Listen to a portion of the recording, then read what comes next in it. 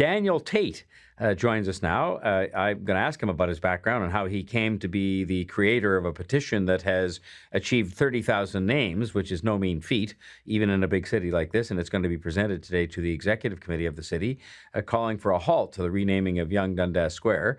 I'm, in some respects, as concerned or more about the money that's proposed to be spent as I am about the renaming, which has just been a soap opera. But in any event, Daniel Tate, good morning. Good morning. Thanks for having me. Yeah, thanks for coming on. Tell us how you came to get involved in this particular issue. I, like hundreds of thousands, if not millions of citizens in the GTA, were absolutely mortified on the evening of Thursday, December 14th, when we found completely by shock that our city council decided on a late night urgent motion by Chris Moyse to unilaterally rename Young Dundas Square to Sankofa. We were shocked. The city was shocked. We thought we were living in the Twilight Zone. Once we realized this was true, we had to do something. I mean, we couldn't just, take it bending over. And so I spoke to a lot of people who are equally concerned, citizens from like across the city, and me and my good buddy John, who said, like, let's put a petition together and just see what happens. That was 6 months ago, and here we are now. And am I right that I think somebody looked it up at my request last night just because I knew I was going to talk about this today. We didn't know if we'd be able to find you, but we did. That as of last night, it had like 29,604 signatures. Yeah, it'll hit 30,000 today. It's like 29.8 now. So I mean, we're certainly going to blast through it and probably get more. It is actually the fifth largest Toronto petition on change.org. So nothing to sneeze at. And I think it just, again, confirms how bipartisan everybody, like how unified the whole city is against this. Looking at the names in this petition, you see people from every demographic, every ethnic background, every single ward represented. And it's, to me, a major, major statement. And I think executive committee and the entire city council are going to have to really reevaluate their position on this and do what's right for the citizens of the city.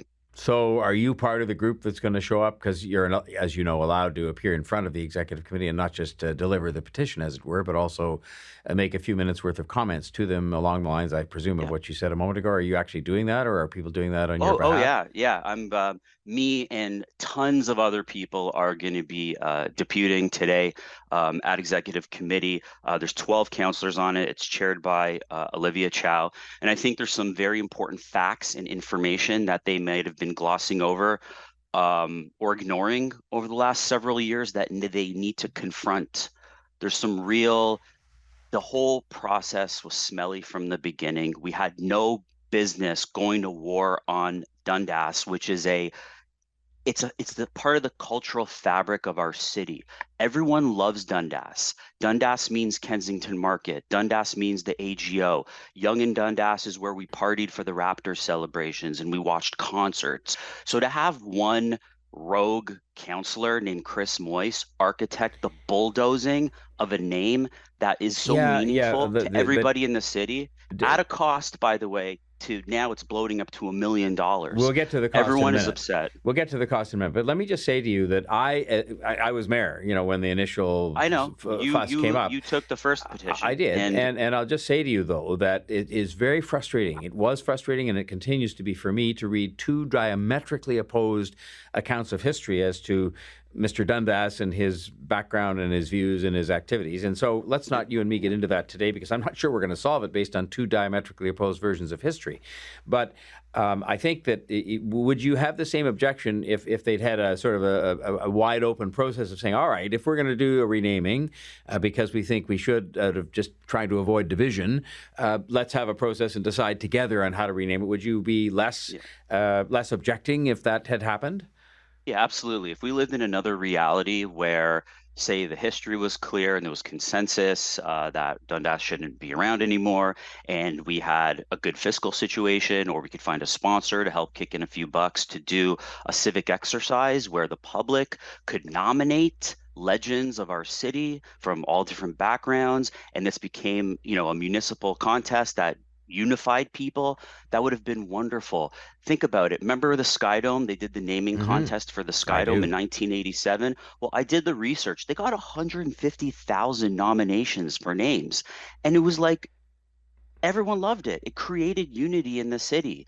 That would have been amazing. There's so many names we could have done. Jackie Shane, legendary soul singer, Gord Downey, Gordon Lightfoot. There's just so many names we could have celebrated. This is such a lost opportunity. Let's just talk briefly before we have to go about the money.